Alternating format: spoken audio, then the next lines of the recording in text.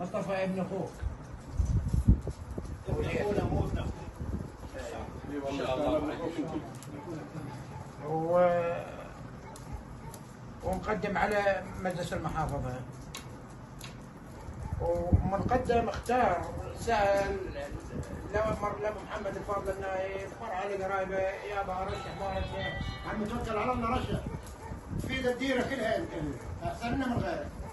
هزلنا ببيوتنا يمنا بدينا يا هو اللي يروح ابن الديره ابن ديره وشرد احنا كنا اللي قاعدين ومر التعيينات خدمات. كل قانون الديره مو قانون العشيره. الديره قبل العشيره، هي الديره الوحده مو شغله ثانيه. نرحب بكل عمامنا الدويتات عموما، ابو جميل، ابو علي، ابو ويس، ابو مصغر، الخلفان، كل الدويتات بشكل عام.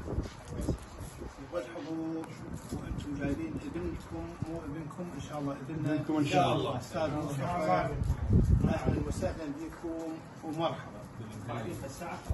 ونتمنى من الله سبحانه وتعالى ان يوفق الاصلح ان شاء الله، هو من المصلحين ومن الناس من الشباب الطيبين، الشباب المثقفين الواعيين.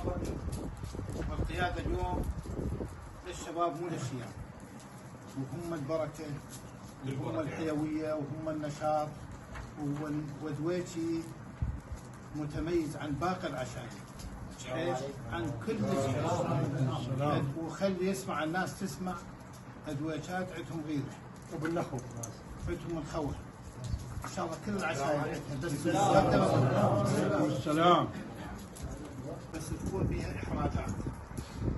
الاحراجات منها العلاقات الاجتماعيه، القربه، الصداقه، الشيخه، التاثيرات، الرفجه، هاي كلها موجوده.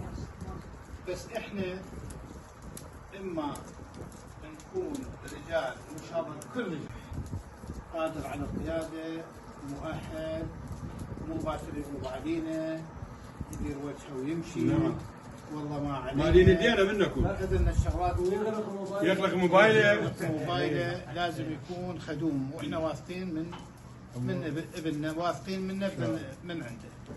وانت ما نقول ان شاء الله تكون من الافضل اللي موجودين ان شاء الله، وان شاء الله كل المرشحين ممتازين. بس انت نريدك ادويتي الى خصوصيه بالعشائر، بالخوى، بالغيره، بالخفه، بالخفه الحركه، لاني موجودات. فانت اذا اجيتنا ومثلتنا والله شرف.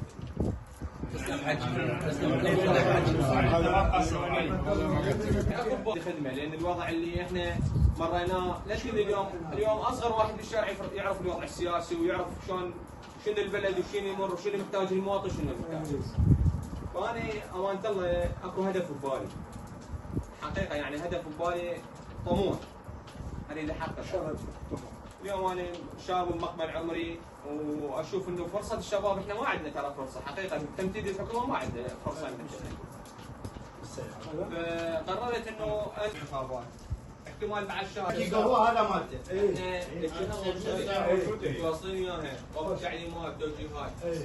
بس انت العراق